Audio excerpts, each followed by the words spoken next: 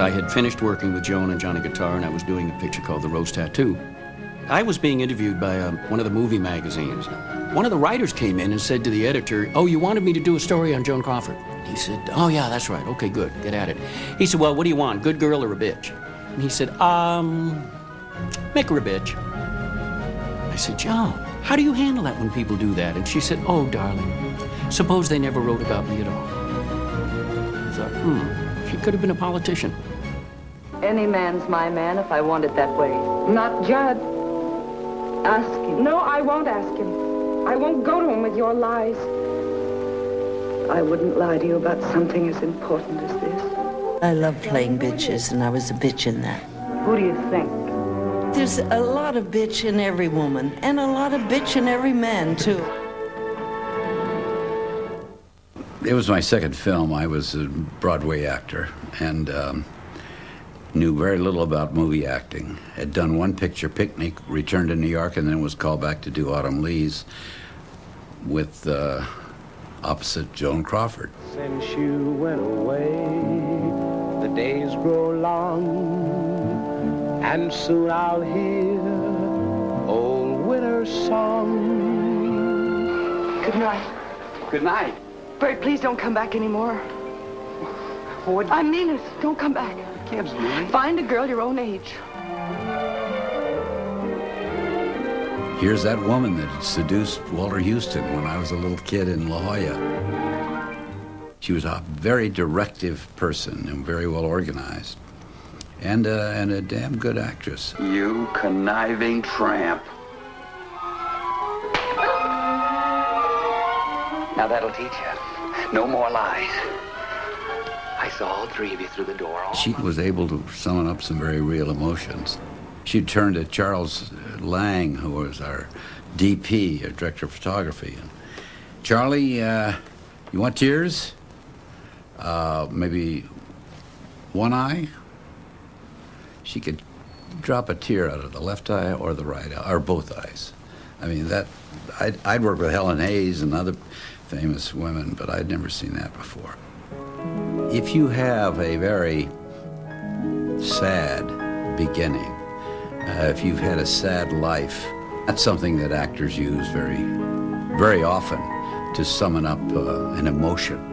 When whatever happened to you that broke your heart, if you can recall that, you can summon up those tears. So I think underneath that very fierce, determined, individualistic, strong Joan was a very sad little girl. The last picture I worked with her on was Esther Costello, because she had married Alfred Steele, who was chairman of the board of Pepsi-Cola. She found true, strong happiness and a sense of security with him that she never found with anybody else. Because he wasn't a movie star. He wasn't worried about how he looked, and he wasn't vying for somebody else's part, and he wasn't trying to get the limelight away from her. Totally secure in his position in life, as she wanted to be in hers, but was not always. When Mother married Al Steele, he would go open Pepsi plants all over the United States and Europe. We first went to Switzerland, and we were there twice on our Christmas vacations, one with all four of us kids, and we went to St. Moritz. We learned to ice skate. When Al Steele was CEO, Joan attended meetings, and eventually they pointed her to the board. It got her accustomed to speaking to people, to being on a stage. She was terrified at the very beginning, but fell into the routine of doing it. I was just starting my third movie, Best of Everything, and Joan Crawford was signed to play the head of the publishing house. And it was unfortunate that she had, that I met her at maybe I consider her weakest point in life, her most vulnerable, her most frail. She had just lost Alfred Steele, who was the, she said at some point, the love of her life. When she would be called to go before the camera, she was scared to death. A couple of times she caught my eye before the take, And I remember just going, you know, you can do it. I think that gave her confidence, certainly when she got it right on camera and had the momentum going and knew her words and knew what she was doing. There was no question that you could see everything that made Joan Crawford a star. There's something about long-lasting female stars that is kind of peculiar and interesting in that they have kept their position by being strong women, strong-willed. Here were the two most famous grand dames of cinema history. And the poor Bob Aldrich, who was the director of it, was more like a lion tamer. Oh, Blanche. You know we got rats in the cellar?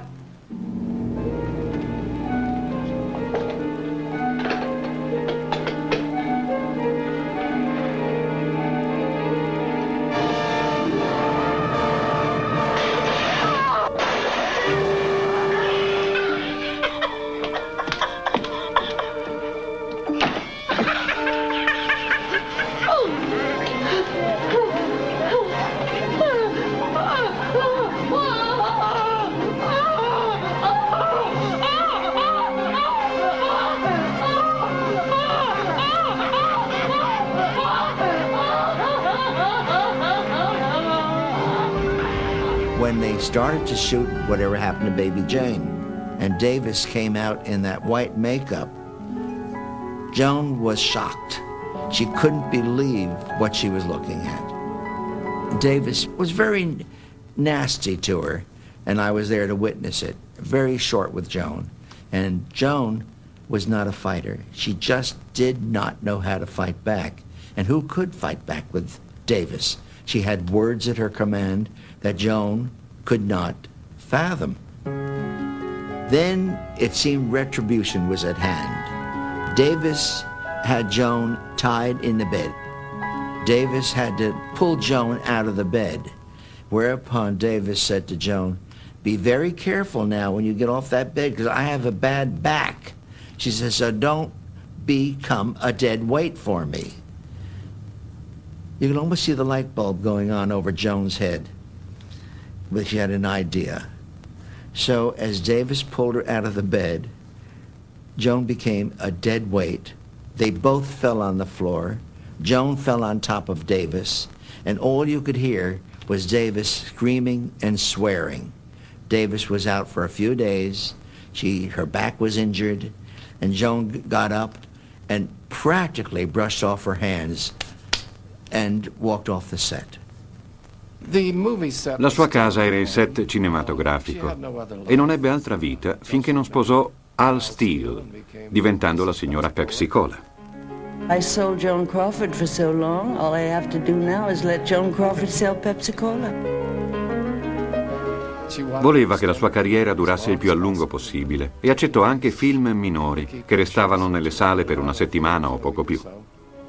She always wanted to please, and she would gauge the public's taste as to what they wanted at a particular time, and she would change like a chameleon.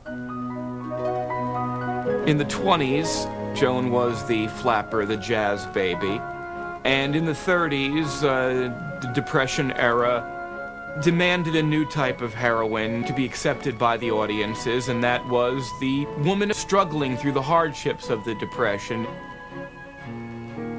In the 40s, she was now getting older. She wasn't the young girl coming up the hard way. She was the woman who already came up, who already was established. In the 50s, now she was a much more mature actress. In Autumn Leaves, in love with Cliff Robertson, much younger than her. Romanced and victimized by Jack Palance in Sudden Fear. Also the age difference, a crucial plot point. In the next decade, in the 60s, she began doing the horror films. Joan Crawford's unique achievement? Well, how about the fact that she was a working actress, that she was an entertainer?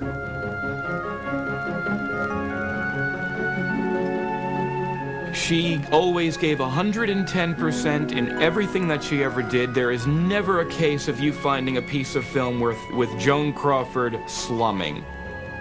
If you can pull a piece of film out of the vault that's 60 years old and still be dazzled by the vibrancy of the persona and still be entertained by the performance, I don't think she ever expected to give quite that much. Joan Crawford era una donna molto orgogliosa. Quando venne colpita dalla malattia e cominciò a invecchiare, non potendo più apparire al meglio della forma, è come la leggenda degli elefanti che vanno a morire da soli. Si rinchiuse nel suo appartamento di New York e chiuse il sipario. You'd say, Joan, come and have dinner. Oh, my darling, I love to, but I can't. I know she gave away her little dog. She let her faithful Mamacita, the maid, go. She seemed to be clearing up her life. Sad to say, she died alone.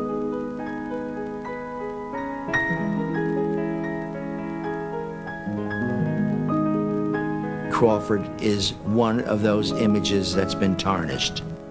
I really wasn't surprised when Christina came out with that dreary, vicious book of hers, Mommy Dearest. These things just didn't happen. She had a wonderful secretary by the name of Betty Barker. Betty was with her for 27, 28 years. And Betty said, I must have been living in another home. I never saw this happen. The twins said the same thing. And she wasn't that kind of person that my sister Christina had said. She was very caring and loving. I think Christine was very, very envious of Joan Crawford and her public and her popularity and her beauty. Very envious. Joan called me on many occasions to help Christine get a job as an actress, which I did on 2 occasions. Joan did everything possible for that child. She wanted to be an actress. She wanted to be Joan Crawford. I've never seen Mother lose her cool. She never lost her cool in front of us. I think sometimes she showed her frustration, but not in the cruelty that the book had mentioned.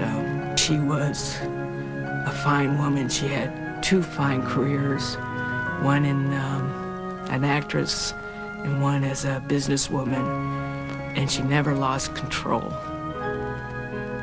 Un produttore fece visita a Joan nel suo appartamento e notò che con lei c'era un uomo su una sedia a rotelle, molto anziano e malato. Lei non glielo presentò. Quando accompagnò il produttore alla porta e gli disse «Grazie di essere venuto», lui le chiese chi fosse quell'uomo e lei rispose «Franchot Tone». Alla fine delle loro vite aveva accettato in casa sua l'ex marito di 30-40 anni prima. Gli serviva la cena e cercava di rincuorarlo. Questo è un altro aspetto di Joan Crawford che molti ignorano. Joan's whole life was work hard and be better. Be your best, whatever that was. There may never have been enough security that allowed her to be who she really was, but I applaud her strength. I really do. I remember her coming out of the club on 52nd Street. Her limousine didn't arrive. She'd always have a small pocket of fans. The doorman said, well, Mrs. Crawford, should I get you a cab? Yes, she said.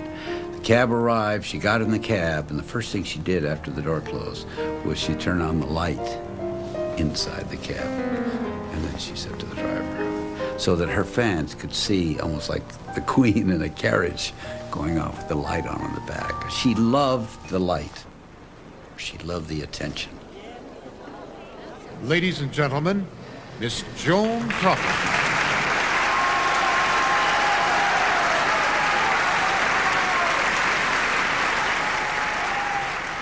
I never knew there was so much love.